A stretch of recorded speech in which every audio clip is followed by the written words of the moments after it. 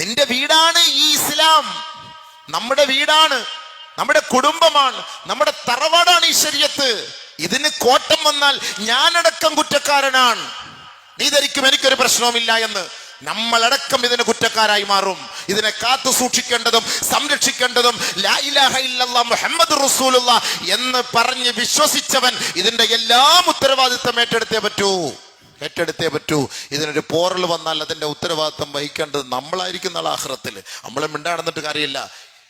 അല്ലാഹ് എന്നെ കൊണ്ടൊന്നും ചെയ്യാൻ പറ്റൂല പടച്ചവന്, ഞാൻ എന്ത് ചെയ്യാൻ? വലിയ അധികാരി വർഗങ്ങളാ ഉള്ളത്. അവര് വലിയ വെടിക്കോപ്പുകളും വലിയ ആയുധങ്ങളും ഒക്കെയായി നടക്കുമ്പോൾ ഞങ്ങൾക്ക് എന്ത് ചെയ്യാൻ? ഒന്നും വേണ്ട. നിന്നെ കൊണ്ട് ഒരു ചെറിയ ഒരു ഒപ്പിട്ടൂടെ, ഇത് പാടില്ല എന്ന് നാവ് കൊണ്ട് ഇവിടെ വെച്ച് പറഞ്ഞൂടെ, ഇത് തെറ്റാണ്, ഞങ്ങൾ ഇതിന് സപ്പോർട്ടല്ല, ഞങ്ങൾ ഇതിന് അനുകൂലമല്ല.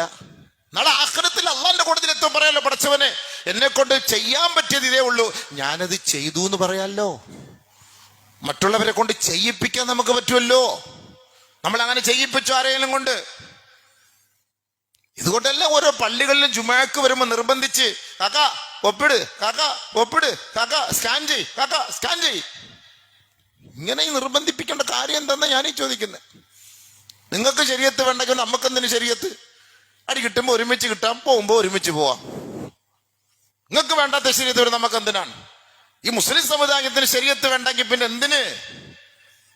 ഒന്ന് ചിന്തിക്കും സുഹൃത്തുക്കളെ.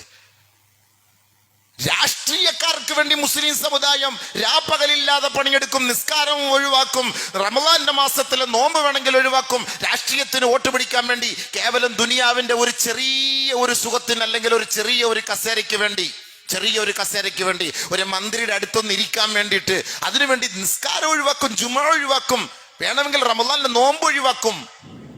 ദുനിയാവിലെ ഒരു ചെറിയ ഒരു കസേരയ്ക്ക് വേണ്ടി, അധികാരത്തിന്റെ ഒരു ചെറിയ അപ്പത്തിന്റെ ഒരു ചെറിയ കഷണത്തിന് വേണ്ടി, ശരീഅത്തിന് വേണ്ടി നമ്മൾ എന്ത് പാടുപെട്ടു. ഇവിടെ നമുക്ക് രാഷ്ട്രീയ ഭേദമന്യേ ഒരുമിച്ചിറങ്ങണം. മുസ്ലിം സമുദായമേ ഒരുമിച്ചിറങ്ങണം. നമ്മുടെ ബാധ്യതയല്ല ഇത്, നമ്മുടെ ഹക്കല്ല ഇത്. നമ്മുടെ ശരീഅത്തിനല്ലേ കോട്ടം വരുന്നത്.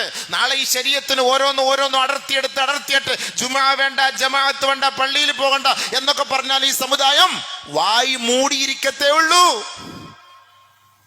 ഇതെല്ലാം ഒരു ജിഹാദിന്റെ ഭാഗമാണ്. നമ്മൾ വിചാരിക്കും ഇറങ്ങിപ്പോയി ദഅവത്ത് ചെയ്യുന്ന മാത്രമേ ഉള്ളൂ ജിഹാദ്, അള്ളാന്റെ മാർഗ്ഗത്തിൽ ദഅവത്ത് മാത്രം. ഈ ദഅവത്ത് ചെയ്യാൻ നിലനിൽക്കണമെങ്കിൽ, ഈ നിലനിൽപ്പുണ്ടാകണമെങ്കിൽ ഈ ശരീഅത്ത് സംവിധാനം ഇവിടെ വേണം. ഈ ശരീഅത്ത് സംവിധാനം ഇല്ലെങ്കിൽ എങ്ങനെ ആര് പോയി ദഅവത്ത് ചെയ്യാൻ, ആർക്ക് പോയി ദഅവത്ത് ചെയ്യാൻ പറ്റും? ദാഇകളുടെയും ബാധ്യതയാണ്, നമ്മുടെ ബാധ്യതയാണ്, നമ്മുടെ ശരീഅത്താണിത്. ഈ ശരീഅത്തിനെ സംരക്ഷിക്കൽ നമ്മുടെ ബാധ്യതയാണ്. ചിന്തിക്കും മനുഷ്യ, നമ്മളിത് മനസ്സിലാക്കാത്ത എന്ത്? മനസ്സിലാക്കിയേ പറ്റുള്ളൂ, ഇതിനു വേണ്ടി ഇറങ്ങിയേ പറ്റുള്ളൂ, ഇതിനുവേണ്ടി പരിശ്രമിച്ചേ പറ്റുകയുള്ളൂ. തലയെടുപ്പുള്ളവനും കയ്യൂക്കുള്ളവനും അധികാരത്തിൽ ഏറ്റവും കൂടുതൽ ബന്ധങ്ങളും പ്രതിബദ്ധതയും ഒക്കെ ഉള്ളവർ ഇതിനു വേണ്ടി രംഗത്തിറങ്ങി നമുക്ക് ചെയ്യാൻ പറ്റുന്നത് പോലെ ചെയ്ത് ഈ ശരീഅത്തിനെ കാത്തു സൂക്ഷിക്കൽ ഒരു മുസ്ലിമായ എന്റെയും നിങ്ങളുടെയും ബാധ്യതയാണ്. അതിന്റെ പേരിൽ മരിച്ചാലും നമുക്ക് ഷഹീദിന്റെ കൂലിയാണ്, പേടിക്കണ്ട. അതിന്റെ പേരിൽ മരിച്ചാലും ഷഹീദിന്റെ കൂലിയാണ്. അല്ല, നമ്മൾ ഒഴിഞ്ഞു മാറിയാൽ അവർക്കൊരു പ്രശ്നവുമില്ല. മൗനം സമ്മതം, എല്ലാ നിയമങ്ങളും ഇങ്ങനെ പാസ്സാക്കി വന്നുകൊണ്ടിരിക്കല്ലേ. എന്തെല്ലാം നിയമങ്ങൾ ഇപ്പോൾ നമുക്കെതിരെ പാസ്സാക്കി, നമ്മളിതുവല്ല അറിയുന്നുണ്ടോ? വക്കീലന്മാരോട് ചോദിച്ചോ, അഡ്വക്കറ്റുമാരോട് ചോദിച്ചോ എന്തൊക്കെ നിയമം പാസ്സാക്കിയിട്ടുണ്ടെന്നുള്ളത്.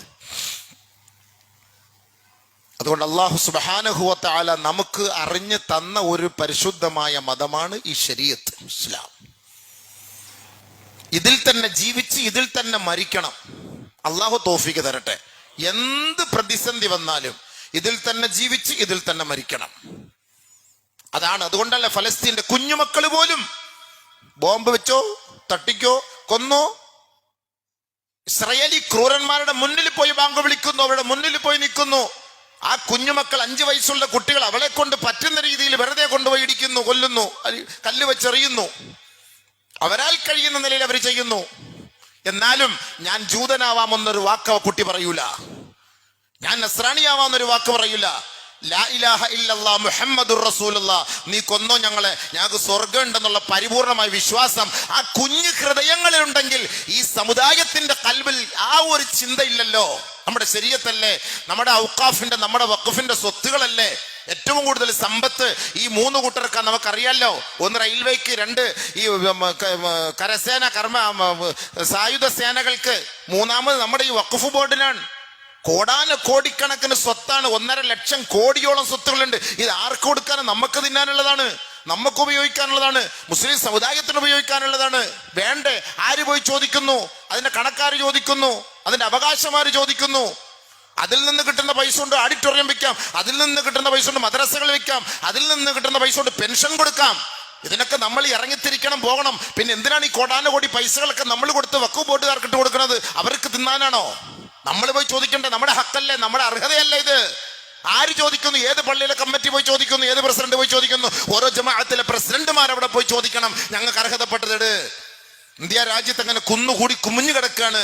ഇത് മൊത്തം അവര് കൈക്കലാക്കാൻ പോവാണ്. നമ്മൾ മിണ്ടാണ്ട് അവിടെ ഇരുന്നോളി, നമുക്കിപ്പോ 6 അടി മണ്ണ് ഇവിടെ ഉണ്ടല്ലോ, ഒന്നുമില്ലെങ്കിലും മരിച്ചവന്റെ മണ്ടയ്ക്കാലും കൊണ്ടെങ്കിലും ഇടും, അത് മതി എന്നും പറഞ്ഞിട്ട് നമ്മൾ അങ്ങനെ കഴിഞ്ഞുകൂടുകയാണ്. നമ്മളൊരക്ഷരവും മിണ്ടുന്നില്ല. മരിക്കുന്നത് വരെ ഈ ശരീഅത്ത്, നമ്മൾ മരിച്ചാലും നമ്മുടെ സന്താന പരമ്പരകളെങ്കിലും ഈ ശരീഅത്തിൽ അനുസരിച്ച് ജീവിക്കണമെന്നുള്ളൊരു ഉത്തമ ബോധത്തോടു കൂടി നമ്മൾ പ്രവർത്തിക്കും സുഹൃത്തുക്കളെ. അതാണ് നമ്മുടെ ബാധ്യത. ഇതൊക്കെ ഒരു നാവ് കൊണ്ട് പറയുന്നതും ഒരു ജിഹാദാണ്, ഒരു കൈ കൊണ്ടൊരു ഒപ്പിടുന്നതും ഒരു ജിഹാദാണ്, ഇത് വേണ്ടാന്ന് പറയുന്നതും ഒരു ജിഹാദാണ്. ഇതെല്ലാം അള്ളാഹുവിന് ഇഷ്ടപ്പെട്ടൊരു വാക്കാണ്, അള്ളാഹ്ക്ക് ഇഷ്ടപ്പെട്ട കാര്യമാണിത്. നമ്മളല്ലേ ഇതിന് തീരുമാനം എടുക്കേണ്ടത്, നമ്മളല്ലേ ഒരുമിച്ച് നിൽക്കേണ്ടത്, നമ്മളല്ലേ ഒറ്റക്കെട്ടായിട്ട് നിൽക്കേണ്ടത്. 43,000 അംഗങ്ങളുള്ള നമ്മുടെ ജമാഅത്തിന് 43,000 ഒപ്പ് കിട്ടിയ തിരുവനന്തപുരം ജില്ല മണക്കാട് ജമാഅത്തിൽ നിന്ന് 43,000 പേരും ഇതിനെതിരെ ശബ്ദിച്ചിരിക്കുന്നു. എത്ര പേര് ഒപ്പിട്ട്? കണക്ക് വെച്ച് നോക്കുമ്പോൾ അറിയാം, 1,000-2,000 പേര് ഒപ്പിട്ട് കാണും. കൂടി പോയാ ഇന്നത്തെ കണക്കൂടെ നോക്കുമ്പോൾ അറിയാം എത്ര പേര് ഒപ്പിട്ടിട്ടുണ്ട് എന്നുള്ളത്. അള്ളാഹു മനസ്സിലാക്കാൻ നമുക്ക് തൗഫീഖ് തരട്ടെ. ഈ സ്നേഹം എന്ന് പറയുന്നത് ശരീഅത്തിനോടുള്ള സ്നേഹം